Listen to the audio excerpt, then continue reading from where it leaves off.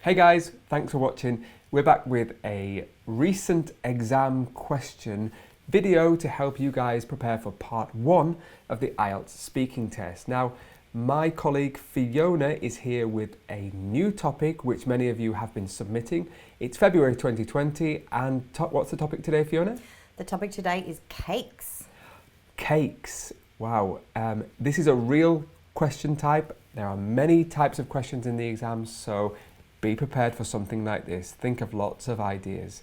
I'm ready. Are you ready? I'm ready. All right, question 1. Did you like cakes during your childhood? I used to love cakes. I adored them. Especially, I enjoyed birthday cakes. If you can imagine being a child, one of your favourite things every year is your birthday. So I remember I had some wicked birthday cakes. Really fun birthday cakes. I think my favourite was a Spider-Man birthday cake. I must have been about 5 or 6 and I just remember my face. There's a picture actually of my face. My smile lit up and I was so happy that I had a Spider-Man cake. I think all kids love cakes, right? I didn't when I was a kid. Isn't that strange? I didn't like chocolate, I didn't like cakes, I didn't like anything sweet. Are you a fan of cakes now? No, I like chips though. Savoury. That's a good word actually. Let's talk about this word savoury or sweet. Sweet and savoury are the opposites of each other, and to have a sweet tooth would mean that you like things which are sweet. But Fiona doesn't have a sweet tooth. I have a sweet tooth. So what did you like about my answer? I liked, you used the word wicked, which is quite a, do you call that a colloquial word? What do you call that? Slang maybe, Slang, but slang. Totally acceptable. It's a normal word. Wicked actually means evil, but when used in this way, it means great, awesome, really cool. Let's write down the word awesome because many people struggle to spell it. Awesome and wicked. I like the story you told about your birthday cake, and you said, my smile lit up. To light up, which I talked about my smile. So we have a light in the room and the past of light is lit. So my smile lit up when I saw the cake. That's an example of a phrasal verb. Remember in the exam you have to use a wide variety of different lexis, so different vocabulary. Light up is a phrasal verb and the examiner would give you bonus points for that because it's not something that people would normally use. So my smile lit up or my face lit up. Anything else that you would talk about? That's all for that question. So I think I'd like to ask another question when Fantastic, you're ready. Fantastic, yep.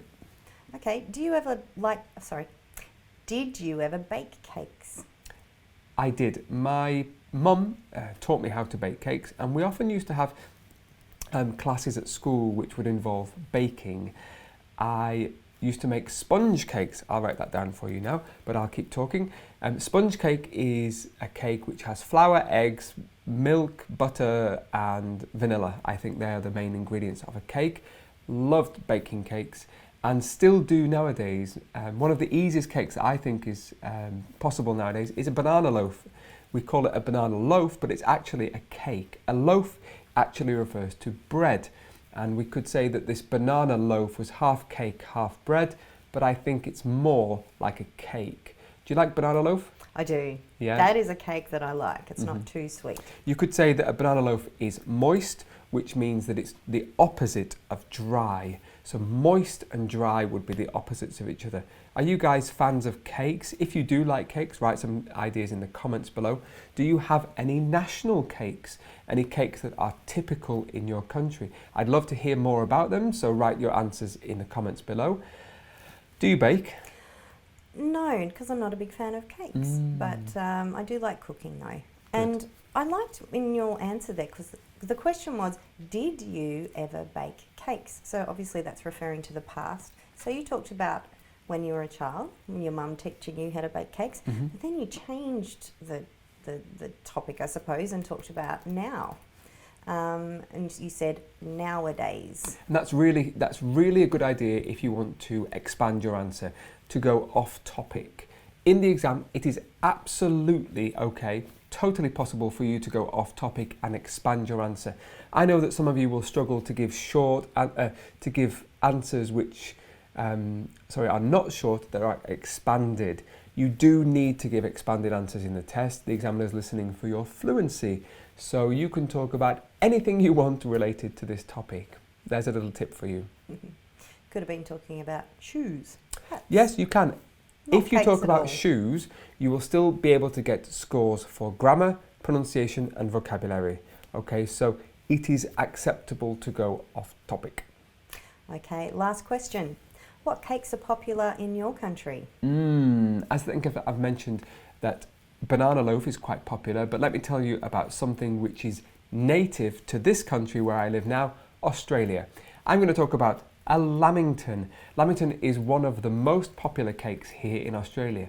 And before I moved here, I didn't know what a lamington was. A lamington is a sponge cake which is covered in chocolate and covered in coconut. Inside there is a layer of jam.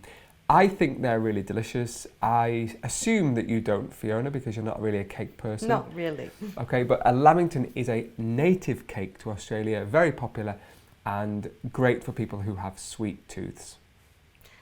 I thought that was great. And you know, I noticed when you first started answering the question that you bought yourself a little bit more time and you said, let me tell you about something. Good, and that's a filler phrase. Let me tell you about. It's a phrase that you guys can use if you are struggling and you want to think about, you know, a couple more seconds of thinking time, because under pressure in the exam, you do need to think quite quickly. So these type of filler phrases will give you some time. I'll write those down. There are plenty of filler phrases. Let me think about that for a second. To tell you the truth, I haven't really thought about that. It's not something that I've thought about. All of these phrases are useful for you to use in the exam. In my course, I do a whole lesson on filler phrases, so you might want to come and watch that. Are we done? Yes, we are. Thank Wonderful. you. I'm now hungry. You've been talking about cakes. I might go and have a slice of cake and a cup of tea, because English people are really famous for having tea and cakes. Thanks for watching. Thank you very much, Fiona. Thanks, Chris. It's been a pleasure, and I'll see you in the next session. Bye.